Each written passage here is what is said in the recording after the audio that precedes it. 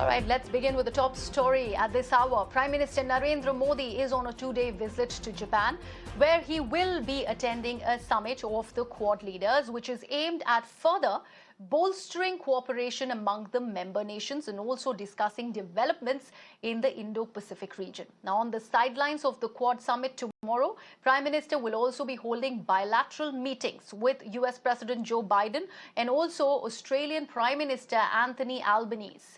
Later, with the Japanese Prime Minister Fumio Kishida, and we'll also be meeting the former Japan PM Yoshihide Suga. In fact, all eyes are on Prime Minister Modi and US President Joe Biden's meet, crucial bilateral talks that are to be held tomorrow after that Quad summit, Indo-Pacific economic framework, Ukraine conflict, COVID vaccine are all likely agendas which will be part of this discussion. And tomorrow we're going to meet with our fellow Quad partners, Australia and India, for our fourth Leaders Summit and our second time meeting together in person. The Quad is showing the world that cooperation among democracies can get big things done, and I'm grateful for your leadership. And thank you for bringing us all together again to keep driving our progress as we advance a positive vision for the future of the Indo-Pacific region. My colleague Srinjoy Chaudhary now joins me on the broadcast for more inputs on this story. Srinjoy, we have just managed to see that itinerary of Prime Minister Narendra Modi in Japan that you have shared for us. Now, just take us through what is expected. One at the Quad summit and also this very, very crucial bilateral between him and President Joe Biden that is set to happen after that. Well, as far as the Quad is concerned, there are really 3 or 4 issues that will have to be looked at. One is the economic resurgence of the world, particularly of the Indo-Pacific, keeping in mind what happened with COVID. Now, again, the other point is COVID itself. How does the world recover from COVID? Are there enough vaccines for everybody? Are all arrangements being made to ensure that all countries get the vaccines they need? That's really the second thing. The third is a long-term thing, but still very critical. That relates to green energy and the possibility of producing green energy to replace coal and oil and LNG in the future. All these issues will be looked at very carefully by the Quad countries. Quad is not a military alliance, but it naturally will focus on the fact that China is an aggressive and impressive economically, that is power, which is flexing its muscles. And that has to be taken into account. Right after that, Prime Minister Modi and President Biden are meeting, and you would expect at least 3 or 4 main issues to come up. It's just a half an hour, 40 minutes meeting. One, Ukraine will certainly come up. And the point that we have heard in the past during 2+2 is that we understand India's position on Ukraine. Now we have to see if that position of America remains or not. Secondly, China will certainly come up. There will be an effort to look at the rise of China, Chinese aggression, not just vis-a-vis India, but also looking at Japan, looking at South Korea, looking at the Philippines, Vietnam, and so on. The third issue, of course, will be closer ties between the two countries, whether it's economic, whether it's strategic, whether it's military, and so on. After that, for the first time, Prime Minister Modi and the Prime Minister of Australia, Mr. Albanese, who just become the Prime Minister, will meet. This is the first meeting. He and Scott Morrison got along very well. Now we have to see how this new friendship works. India and Australia are very close, and they're getting closer. But it's a new face, a new name, a new man. So this relationship has to be built up. So these are really the 3 big moments for tomorrow, and let's see how they pan out. Absolutely, Srinjoy. Thank you so much for all those details. All eyes, of course, on that bilateral talk, not just between Prime Minister Modi and US President Joe Biden, but also between Anthony Albanese and Prime Minister Narendra Modi, like my colleague Srinjoy was just mentioning to you. Now, let's also take a look at what really happened today in Tokyo, because the Prime Minister is in Japan for a 2-day visit. He's already there in Tokyo. A lot was in store and lined up for him. So while Prime Minister attended, in fact, was in Japan to attend this Quad Summit that we are talking about, and Srinjoy, of course, taking you through the itinerary and what is in store, he also, before that, interacted with top executives and CEOs from over 30 Japanese companies at a round table in Tokyo, where he said that India will work for an inclusive and flexible Indo-Pacific economic framework with trust, transparency and timeliness being the key to this particular framework. Now, while addressing the Indian diaspora in Tokyo, Prime Minister Narendra Modi said that India and Japan are natural partners and that Japan has played an integral role in India's development over the years and also shares similar culture. Bharat और Japan natural partner है। भारत के विकास में, भारत की विकास यात्रा में Japan की महत्वपूर्ण भूमिका रही है।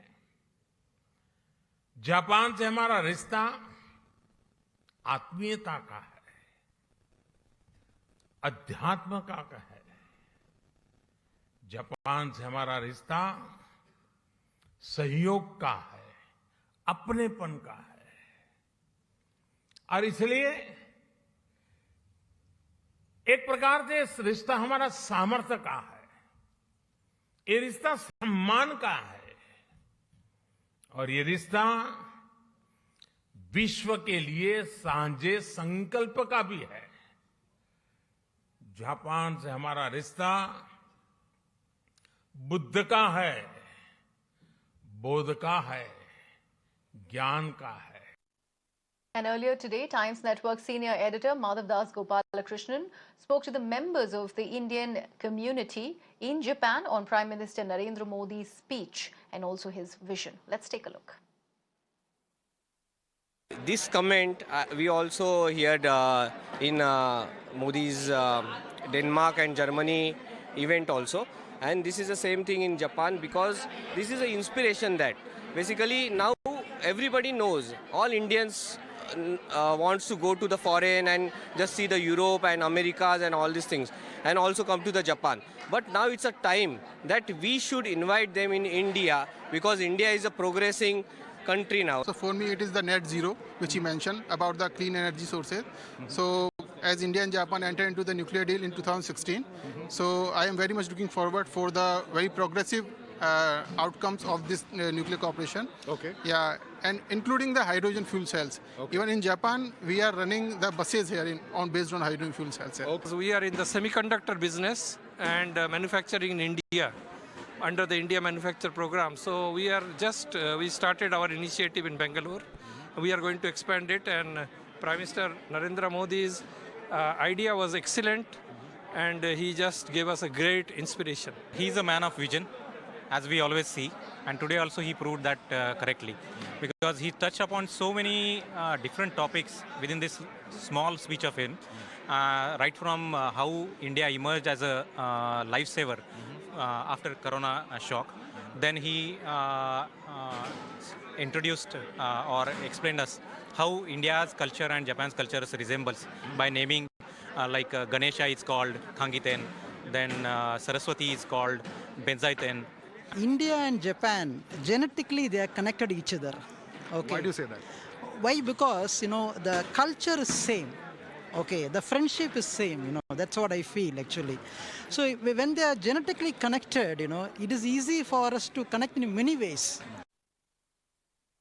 The first day of his two-day Japan tour, the Prime Minister hit the ground running, greeted by the Indian community at his arrival at the hotel over here in Tokyo, at the same time ending the day by meeting the Indian diaspora, several of whom in fact travelled over 700 to 800 kilometers even to come from different parts of Japan just to see the Prime Minister speak. And he did tell them about Swami Vivekananda and how he had asked every Indian to visit Japan to see how they respected their culture over here, at the same time saying that now it is time for every Indian over here to bring one Japanese person to India, something that really sent a very positive message. At the same time, talking about the soft power of India, talking about how, in fact, yoga, khadi, all of these had become iconic globally over the past several years, and the work that his government had done. At the same time, the Prime Minister also met with several of the top CEOs of Japanese corporations, of course, urging for investment, given that several of these corporations already have an established presence in India. Some of them, of course, just getting a foothold, and in that light, very important from the perspective of investment. All right, let's shift focus back to the country and especially talk about the national capital and how education has become the latest casualty in the political face-off between the Aam Aadmi Party and also the BJP in Delhi. Now, this has happened after the Delhi Commission for Women claimed that there are shocking irregularities at Delhi civic body schools. In fact, the BJP has alleged that the Aam Aadmi Party government in Delhi is not releasing funds to the civic bodies. That's led to the poor maintenance of these schools. Now, according to DCW, these irregularities were in fact exposed during a surprise check, the visuals of which we are playing for our viewers on the screen. In fact, DCW Chief Swati Maliwal herself was leading the inspection drive, where she said that used syringes, drugs and all of it were found on the school grounds, and there were also no security guards at some of the schools. Her team reportedly also found that some schools lacked toilets even, and students were forced to defecate in the open. Now the Commission has issued a notice to the MCD Commissioner in the matter and sought a detailed action report by the end of this month. So we've been receiving a lot of complaints against MCD schools in particular, and I made some inspections, surprise inspections in 4 schools in the past 2 days, and it was really shocking because I have come to believe that MCD is running literally horror homes in Delhi in place of schools. In Keval Park, in the school that we visited, there was this one building which is having around 800 students, and right next to the building there is a board by MCT which says that the ceiling of this building is damaged, please stay away from it. Okay. So if you're supposed to stay away from it, then how is it that 800 children are being taught there? Anytime that building can fall over them and a huge mishap can happen. So why is it that MCT is acting in this way? We also saw a lot of used drugs, syringes, alcohol bottles, cigarette, gutka, wrappers in the grounds inside this particular school. Inside the premises of the school? Yes, inside the grounds of the school. Okay. And when we asked the principal, so she said that she did not get time to really go and see that portion of the ground of the school. We also visited a school in Bhati Mines, and the toilets were closed. They were locked, and the children were forced to openly defecate because this particular toilet has been locked for many years now. We also spoke to the Safai Karamcharis who said that this toilet remains locked. My colleague Alok, who's got us that interview with Swati Maliwal, joins me live on the broadcast. Alok, Swati goes ahead and calls these schools horror homes repeatedly. Now, do we know about the kind of budget that Aam Aadmi Party has put aside for these schools which are run by the civic bodies, and also the drug menace that has been brought to light because of this surprise inspection by Swati Maliwal and her team? Is the civic body going to do something about it? Have we got a word from them? Well, as far as the drug menace is concerned around these schools, especially the MCT schools, the onus should not only be on the MCT schools, the onus should be on the police as well as the Delhi government. Yes, all 3 agencies should be held accountable as far as the drug menace is concerned, because these schools are located in the very low profile areas, because it's MCT schools and these schools are up to class 5. especially for the poor people. Definitely, it is very important to note here that all the agencies should take care of that. But as far as the Swati Maliwal, that DCW's visit is concerned, remember this. This is a trigger point where 2 weeks ago there was an incident happened where one druggist went inside the hospital, the school, and he sexually abused the girls. And later after that, police arrested the accused persons. But definitely that raised the question on the security because there were no security guard. So in Swati Maliwal's visit also, she did not find any security guard in the school premises, and that is what she is pointing it out. Yes, definitely, there are a lot of things that need to be rectified in these schools, whether it's the cleanliness inside the school or the availability of water or other facilities.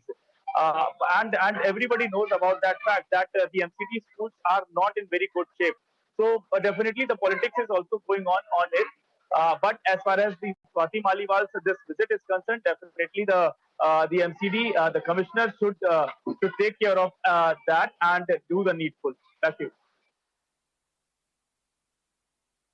Right, Alok. Thank you so much for joining us with all those details. Very, very important inspection there by DCW's Chief Swati Maliwal at these schools. A lot of instances brought to light. Let's see what the Aam Aadmi Party government and also the MCD run schools together choose to do about the education of children. These are children whose education is at stake, and such a shoddy state of affairs there in the schools. We'd have to wait and watch what is the response really like by both the BJP and also the Aam Aadmi Party and the MCD commissioner now. Now, the state delegation of Maharashtra inaugurated its pavilion at the World Economic Forum Annual Meeting 2022 in Davos on Sunday. And at this summit, the delegation is representing the state's role in building the $5 trillion economy for the country. In fact, the state delegation is led by Maharashtra's Minister of Environment and Climate Change, Aditya Thackeray, and the delegation hopes to mobilize huge investments in the state. And on the first day of the forum, the Maharashtra state government ended up signing MOUs with the Global Plastic Action Partnership and initiated the partnership. And the plan is now expected to serve as a roadmap for sustainable development in the state of Maharashtra.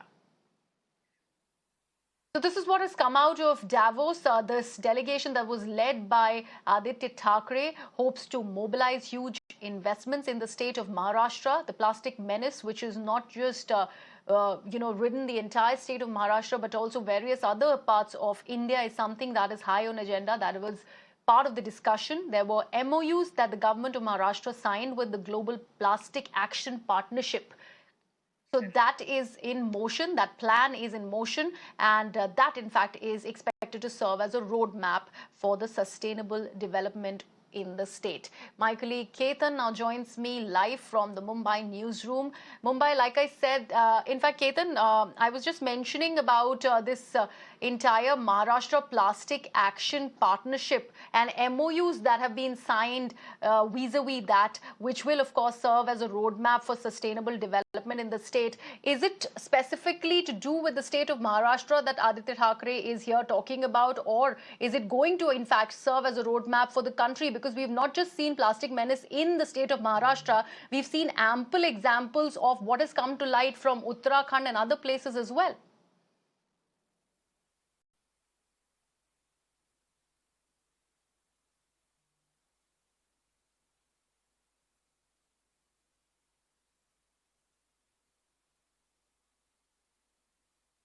Ketan, if you can hear me.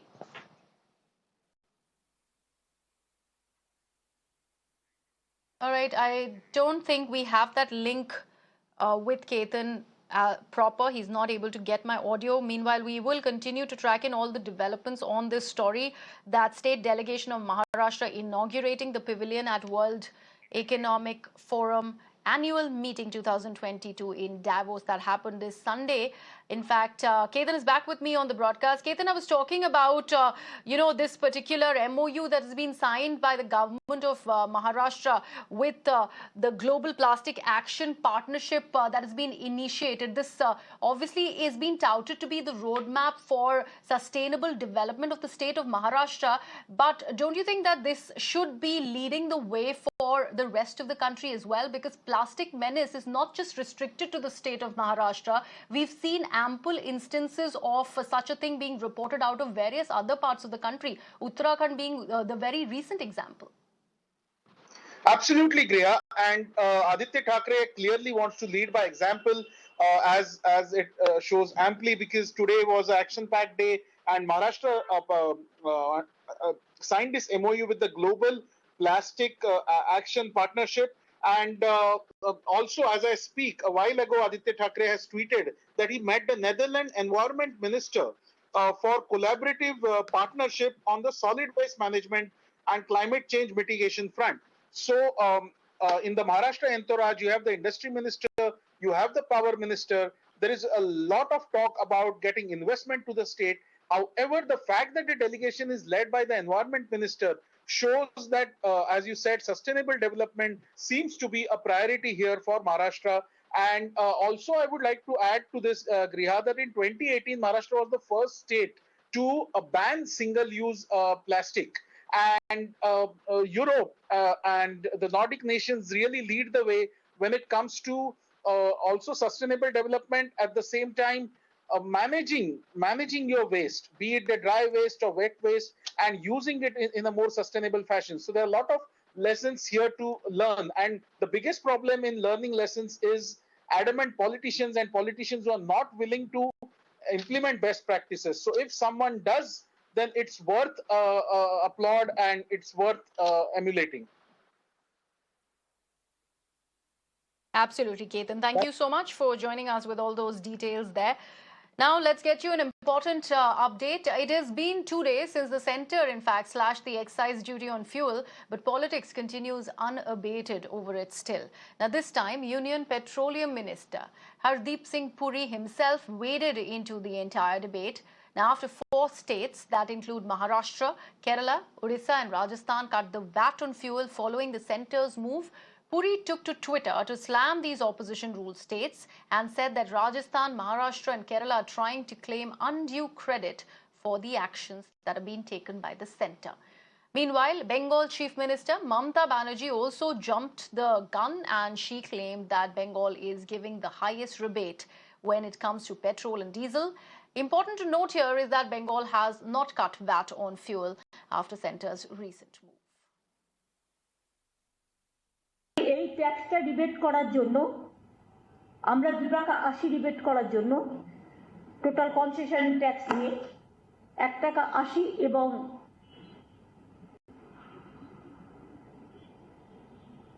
Total revenue loss in crore পেট্রোলের জন্য হচ্ছে 273 কোটি 0.8 পয়সা আর ডিজেলে হচ্ছে আমাদের লোকসান 368 কোটি 37 পয়সা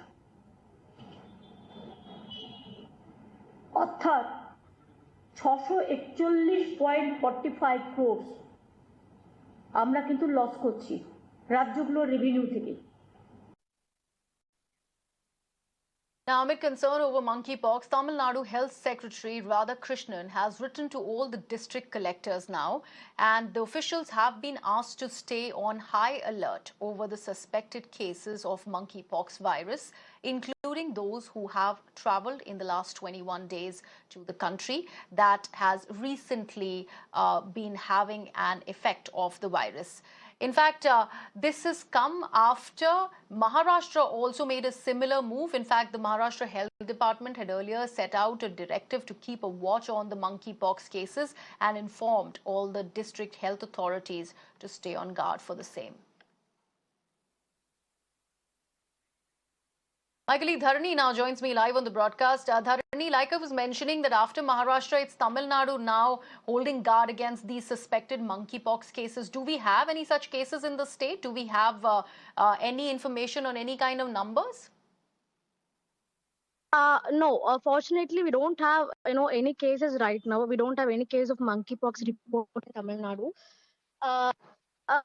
But we already know that countries such as USA, UK, and Europe, they've reported a case of monkeypox. And in the backdrop of this, Tamil Nadu Health Secretary Radhakrishnan, he has written a letter to all the district collectors and Chennai Corporation's commissioner to set up the surveillance measures.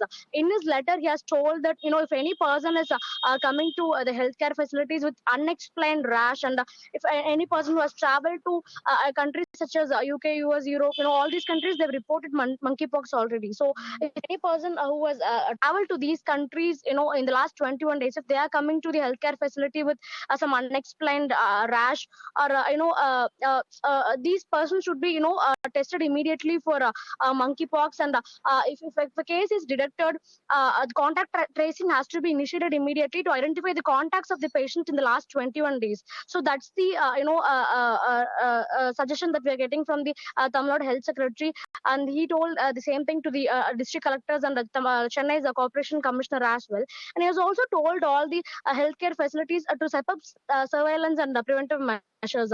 He has told that all suspected cases has to be isolated at a designated healthcare facilities, and if there is any suspicion of monkeypox in a person, laboratory samples of that person has to be sent to NIV Pune for monkeypox testing. So because that's the facility that's currently testing monkeypox samples. So he has told that if there's any suspicion of the infection, the particular person's sample has to be immediately sent to Pune for testing, and all infection control practices has should be followed while treating patients with suspicion. So these are the initial suggestions that we are seeing from the health secretary. We read to hear from him whether whether as to they put down any surveillance measures in the airports also, because of course we are on daily basis we are having travelers who are coming from US, UK and European countries. So we are here to ask him and get to know about the surveillance measures that are being put up in airports. Okay. Absolutely. Dharani, thank you so much for joining us with all those details. Let's now shift focus to the state of Jammu and Kashmir. Now, nearly 2 weeks after the killing of Rahul Bhatt, a Kashmiri Pandit, hundreds of Pandits continue to protest in the valley. Now, among them are government employees and families who are demanding their relocation to Jammu. The Jammu and Kashmir Lieutenant Governor Manoj Sinha today met with the protesters from the community who have been staging a sit-in, raising slogans against the Jammu and Kashmir administration, alleging that their demands are being ignored. But Sinha failed to calm them. After meeting the protesters, the LG Manoj Sinha said that no FIRs were lodged 30 years ago in the many Pandit killings that took place, and thereby no investigation would take place. But the current administration is trying to get into the roots of the killings. LG साहब ने बोला कि दरवाजे खुले हैं, आप कभी भी मेरे पास आ सकते हैं, बात कर सकते हैं, लेकिन हमारी एक ही मांग है कि हमें जब तक कि यहाँ पे सेंस ऑफ सिक्योरिटी नहीं होती है, हमें यहाँ से जम्मू के लिए रिलोकेट किया जाए, तब तक हम वापस नहीं आएंगे, तब तक हम ड्यूटी ज्वाइन नहीं करेंगे। इन्होंने रिलोकेशन के बारे में अभी कुछ नहीं बोला, बाकी जो हमारी डिमांड्स जो थी 2 साल पहले या 3 साल, उनके बारे में उन्होंने पूरी सूचना दी कि वो हो जाएगा।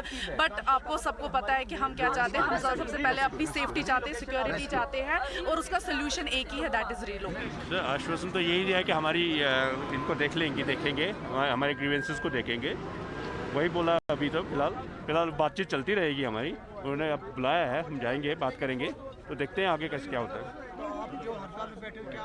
ये कंटिन्यू रहेगी, तब तक कंटिन्यू रहेगी जब तक कुछ सोल्यूशन इसका नहीं निकलता, तब तक चली रहेगी। My colleague Sahil now joins me on the broadcast. Sahil, we have been told, in fact, this is an information that we're just breaking for our viewers, that the Kashmiri Pandit employees, in fact, will be continuing to protest with their demands of relocation. And there is another meeting, I believe that's been planned, where the Lieutenant Governor Manoj Sinha is going to be meeting with the protesters once again. Yes, in fact, it's right. Now the protesters there at Badgam informed that they will be continuing their protest. In fact, they have conveyed this same thing to LG Manoj Sinha during the meeting. LG Manoj Sinha was there, in fact, this evening. He spent almost 20 to 25 minutes with these protesting employees who are, in fact, protesting against the killing of Rahul Bhatt from last 11 days. Today was the 12th day. They are also demanding that they be relocated to Jammu division because they claim that they are not feeling safe, because given the fact that Rahul Bhatt. They're citing this example that Rahul Bhatt, a Kashmiri Pandit employee, was killed inside his office. Now, LG administration has been trying to reach out to these Kashmiri Pandits from last many days. In fact, we have seen LG's principal secretary, Mr. Nitish Kamal, also try to meet them and, in fact, try to motivate them. Divisional Commissioner Kashmir, IGP Kashmir, and several of the officers visited these protesting sites in last few days. But the Kashmiri Pandits continue to protest and continue to demand that they be relocated. Now, again, LG Manoj Sinha, who was there this evening, tried to motivate these Kashmiri Pandit employees, citing the example that how things were moving in right direction in Jammu and Kashmir. In fact, citing examples that before 30 years, when these incidents took place in Kashmir Valley, no FIRs were registered, no investigation was done. And now the administration in Jammu and Kashmir was trying best to ensure that the ecosystem, that the ecosystem of militancy and terrorism is wiped out completely. He even mentioned that they were not against only those holding guns, but those people against for supporting militancy in Jammu and Kashmir. And in fact, we have seen action being taken against those, in fact, government employees who are supporting terrorism and militancy in Jammu and Kashmir. They being thrown out, they're being sacked from the government jobs. LG Manoj Sinha, in fact, during this meeting, during this conversation with Kashmiri Pandit employees who are protesting there at Sheikhpura Badgam, tried to motivate them so that they do not demand of relocation. But the employees, they are very frankly and clearly told LG Manoj Sinha that they will not end their protest till the demand of sending back to Jammu division is not fulfilled by the administration, but that seems to be difficult for the administration to fulfill this demand at the moment, because LG Manoj Sinha during this conversation mentioned that they were trying best to ensure that the Kashmiri Pandit employees here in Kashmir Valley feel safe and secure. All right. So I'll thank you so much for taking us through all the developments that happened in Badgam today, as the Kashmiri Pandits are staging a protest there in the state, in the district, in fact. On that note, I'm slipping into a very, very short break, but not before I get you these visuals. These are from the rains that lashed the Delhi NCR region. It's nature's fury at its best. We Delhiites, in fact, had a temperature that was 11 degrees below what we were experiencing in the past few weeks, few days, the heat wave and everything. These are visuals from the various places in Delhi where rain brought life to a standstill.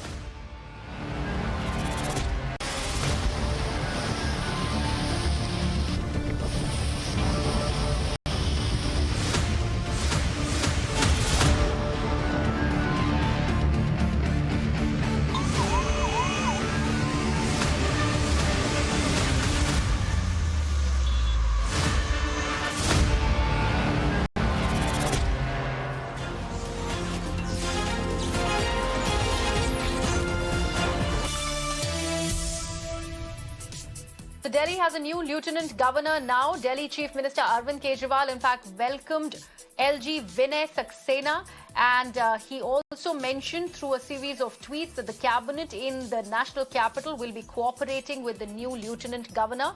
And he also had a passing note for the outgoing LG Anil Bejal, where he ended up wishing him well and thanked him for his cooperation on various issues in Delhi.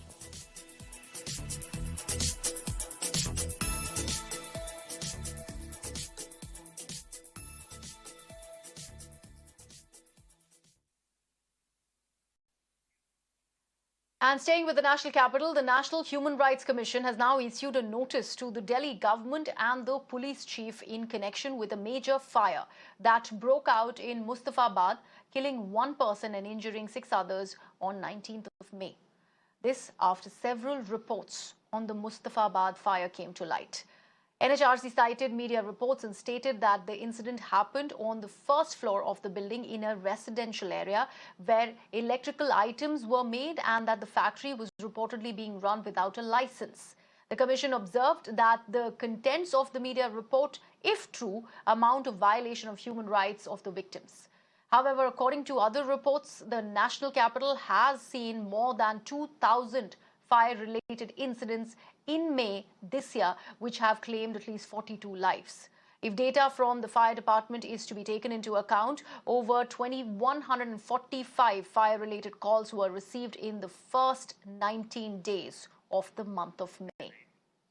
My colleague Ela now joins me on the broadcast. Ela, this is a very important development, and let's actually turn our viewers' attention to these latest figures that I've mentioned. All of this coming in from the various reports that we have picked in through the process of our research, and also from the number of fire calls that were made to the department. It's over 2,000, and this is only a May data that we are talking about. Heat wave coupled with various other things are reason for these fire instances, but the NHRC taking cognizance is specifically also dealing with building that's caught on fire where it was running without license. Right, Riya, we have witnessed few days back that there was a major fire incident in Delhi's Mundka, which killed around 27 people, and after that also we are seeing a today's fire incident where there was a factory running in a residential area's first floor, and in this incident a person is killed and another 6 persons were injured, including a woman. And taking all this in cognizance, NHRC has issued notices to the Chief Secretary and the Commissioner of Police of Delhi, and asked to give detailed information within 4 months of span, and this should include that the number of incidents which happened, and also it would include that whether the action has been taken against the guilty or not, or whether the person's keen have gotten any kind of compensation, and it would also include that whether the person who are injured are getting treated or not accordingly. And we have seen these fires incidents again and again and back to back in Delhi, and this is a cause of concern for everyone because it's a sort of violation of human rights, as NHRC says too. And also, like NHRC has issued a notice to Delhi Fire Commission saying that they should also give the report in order to avoid such incident in the future. They should also like do audit of such buildings which are running in residential area, whether or not they are following the safety norms, and whether they or not they are having a license, because back to back we are seeing that there is a lack of license and lack of fire safety norms in these buildings where the fire are being reported, and there are many such industries running overall Delhi where there is no proper arrangement of fire, or where there is no proper license. So that's why NHRC has issued a notice not only to Delhi Fire Office but also to the Chief Secretary of Delhi and also the Commissioner of Police. Now we could hope that some strict action could be taken in the future so that there would no incident again of this fire in Delhi. Yeah, back to. Absolutely. All right, Ela, thank you so much for joining us with all those details. An important report that we'd like our viewers to actually know, where the NHRC, in fact, has taken cognizance on these growing number of fires in the national capital. And they have specifically pointed out on how many of these buildings have been running without any license. Let's now shift focus to Kerala. High on literacy, high on human development index, including female life expectancy, and also one state that claims to be a matriarchal society. And yet, the reportage of dowry deaths every now and then have exposed the dark underbelly of the most educated state in the country, Kerala. Now, Kerala High Court has convicted the husband in the Vismaya case that drew attention to how prevalent dowry is in the state. The court also convicted the husband, Kiran Kumar, for the offence of dowry-related harassment under the IPC. Let me also tell you that a 22-year-old Vismaya, an Ayurveda student, was found hanging in her bathroom inside her husband's house in Kollam in June 2021.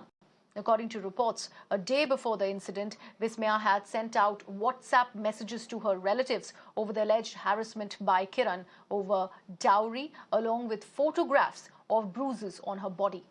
Kumar was arrested on June 22nd last year, but was later granted bail by the Supreme Court in March 2022.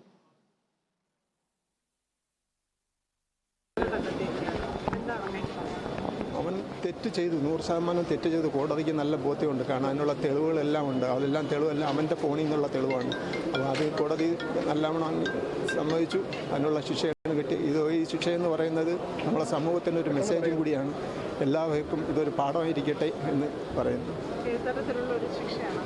അതെ ഈ ശിക്ഷ ഇത് തന്നെ മതി ഇത് തന്നെയാണ് ശിക്ഷ മതി കുഴപ്പമില്ല. My colleague Vivek Karandalam now joins me live on the broadcast. Vivek, this is a very important update. Kerala High Court convicting the husband here. But remember, this case really draws a lot of significance because earlier the Supreme Court was the one who had ended up, releasing Kiran Kumar on bail. Exactly. Kiran Kumar, the motor vehicle inspector, has managed to secure a bail in the Supreme Court, last year. In March 2022. Remember this unfortunate, this shocking incident took place on the 21st of June 2021, where Vismaya, a medical student, was found dead in a mysterious situation at the husband's house in Kollam district. And the very next day, police had detained, and later he was arrested. Her husband was arrested.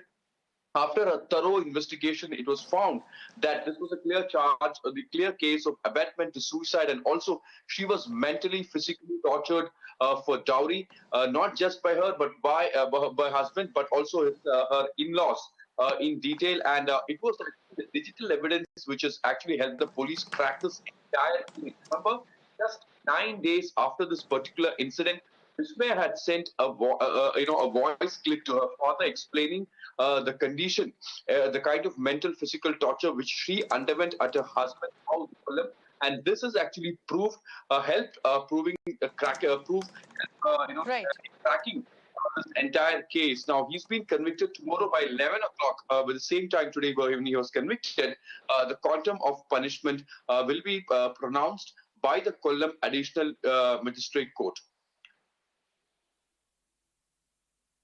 Absolutely, Vivek. Thank you so much. So the Kollam court, in fact, has convicted the husband, and now the quantum of sentencing is going to be pronounced tomorrow. All eyes will be on the Kerala court over this particular story now.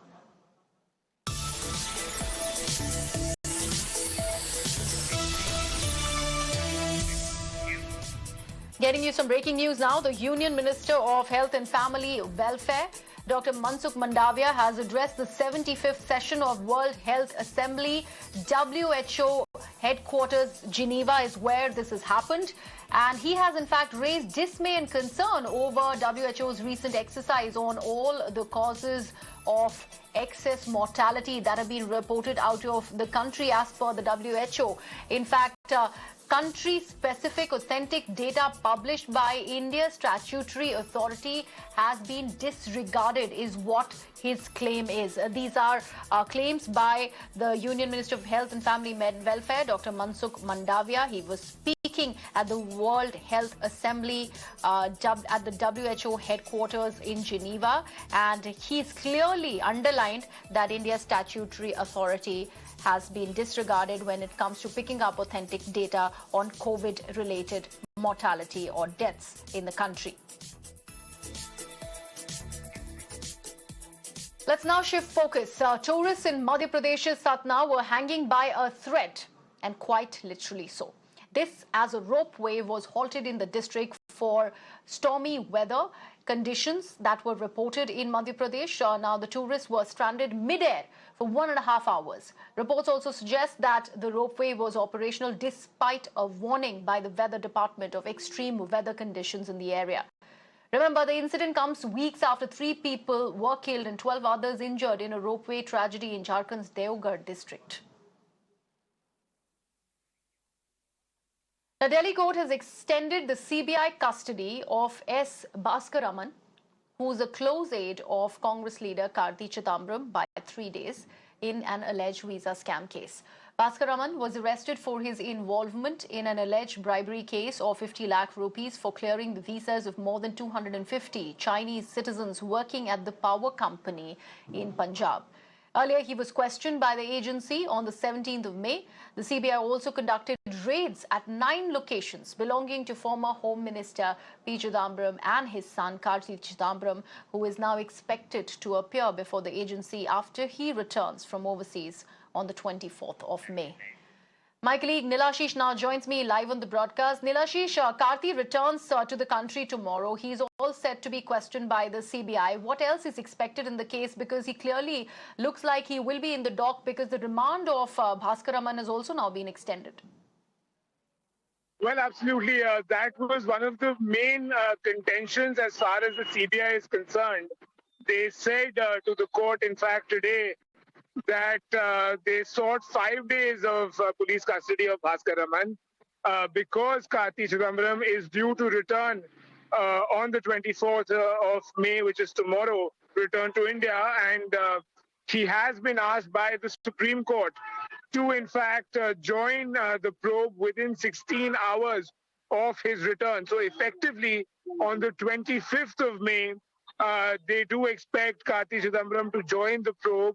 And therefore, the CBI was pushing for a 5-day PC remand. However, the court did grant the CBI custody of Bhaskar Raman for 3 more days, saying that they will ensure that he does join the probe. As far as the CBI is concerned, they said that they wanted to confront Bhaskar Raman with other key accused in the case, and also stated that they have seized certain documents and they need to confront Bhaskar Raman with those documents. And also, there are approximately 65,000 emails that are there that have been seized and recovered from the required and requisite accounts. And in those emails, they have found certain incriminating material, which they have been placed in a sealed cover. And given all of this, they required custody of Bhaskar Raman. Let's also not forget that in a very, very significant development, as far as the CBI is concerned, they also stated that as far as Bhaskar Raman is concerned, they wish to confront the CBI, all the accused with each other, and they require the custody to ensure that the material, in a way, comes out. So, of course, there is no relief as such in this case. And Bhaskar Raman will have to be produced before court after 3 more days of police custody. By then, he would have been confronted with Karti Chidambaram as well in this case. Right, Nilashi, thank you so much for joining us with all those details on this particular story that we're tracking on Mirror Now. Now let's get you another story, and this is coming from the Valley. After Pervez Rasool, another player from Jammu and Kashmir is about to represent the country. Umran Malik, who stunned everyone with his fast deliveries this Premier League season, will be part of Team India for the 5-match T20 International Series against South Africa. This season, in fact, Malik won 13 awards for fastest delivery. In fact, he stunned fans after he hit a top speed of 157 kilometers per hour against Delhi Capitals. काफ़ी ज़्यादा खुशी है, और जब ये IPL में गया था हम तो तभी बहुत ज़्यादा खुश थे, तो अब तो T20 सीरीज़ में सिलेक्ट हो गया, तो अब आप खुद ही सोच सकते हैं कि कितनी ज़्यादा खुशी होगी। मतलब हम अपनी खुशी जाहिर नहीं कर सकते ना, जो है वो बचपन से उसका सपना था। वो बचपन से ये चीज़ कहता था, पापा एक दिन इंडिया टीम में खेलूँगा। तो हमें लगता था यार ये खेल रहा है, तभी में खेल रहा है, ये कहाँ इंडिया टीम में। लेकिन देखो उसकी मेहनत, और इतनी मेहनत करने के बाद आज इतनी छोटी सी उम्र में 20-22 साल उम्र है उसकी, और इतनी छोटी सी उम्र में T20 सीरीज़ में सिलेक्ट होना, मुझे लगता है ये एक ऊपर वाले का ये प्यारा बच्चा है।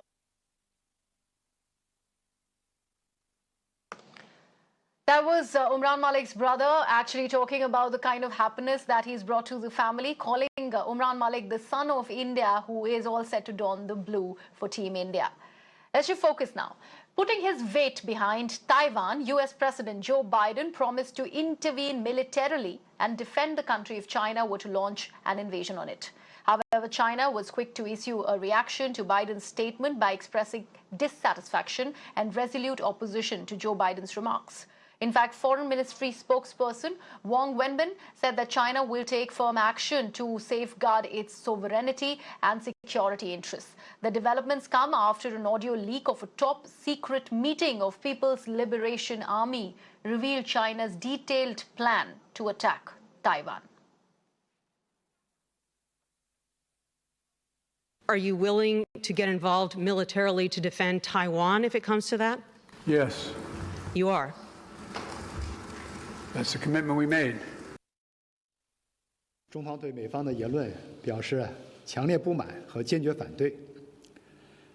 台湾是中国领土不可分割的一部分，台湾问题纯属中国内政，不容任何外部势力干涉。在涉及中国主权和领土完整等核心利益问题上，中方没有任何妥协退让余地。任何人不要低估中国人民捍卫国家主权和领土完整的坚强决心、坚定意志、强大能力。 Let's look at what is the flood situation like in Bangladesh. Days after heavy rainfall and flooding, this has left thousands of people stranded in many parts of Bangladesh. In fact, in the northeastern Sylhet region, dozens of villages have been inundated and more than 150 roads in the region have been completely submerged, cutting off many areas and causing massive damage to the infrastructure. In some areas, the flood water had started receding, but many rivers are still flowing above the danger mark. And if we look at Iraq, Baghdad streets remain deserted as a massive sandstorm hit the Iraqi capital and several other provinces in the country. In fact, a thick blanket of dust covered roads and buildings in Baghdad with an orange film over the entire city. Let's now take a look at some of the Can-related update. And in fact, every beat, every rhythm created by A.R. Rahman leaves an everlasting impression. However, the Rahman fans have always wondered as to what drives the maestro. Now, during his press conference at the French Riviera, A.R. Rahman explained how he selects his work and what drives him to select a project. Let's listen in to the man himself.